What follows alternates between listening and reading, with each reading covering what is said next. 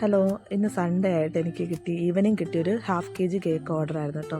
അപ്പോൾ അവർക്ക് സിമ്പിളായിട്ട് മതി, അധികം കളറൊന്നും ചേർക്കാത്ത, അധികം ക്രീമൊന്നും മുകളിൽ വലിയ ഫ്ലവറായിട്ടോ അങ്ങനെ വേറൊന്നും വേണ്ടത്, സിമ്പിൾ ഡിസൈനായിട്ട് ചെയ്താൽ മതി എന്ന് പറഞ്ഞു.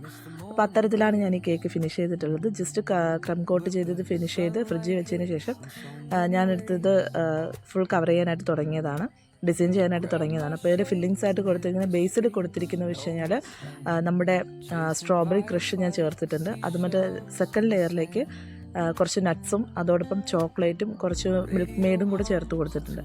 പിന്നെ ജസ്റ്റ് ഒന്ന് ക്രം കോട്ട് ചെയ്തതൊന്ന് ഫിനിഷ് ചെയ്തതിന് ശേഷം ഞാനിത് ഒരു പിങ്ക് വൈറ്റ് കോംബോ അങ്ങനെ വെച്ചിട്ടാണ് ഇതൊന്ന് കംപ്ലീറ്റ് ചെയ്യാമെന്ന് വിചാരിച്ചിട്ടുള്ളത്.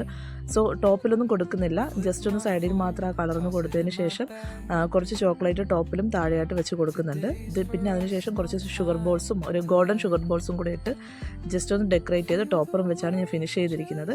അപ്പോൾ നിങ്ങൾക്ക് ഇഷ്ടമായെങ്കിൽ നിങ്ങൾ ലൈക്ക് ചെയ്യുക, കമൻറ്റ് ചെയ്യുക, സബ്സ്ക്രൈബ് ചെയ്യുക.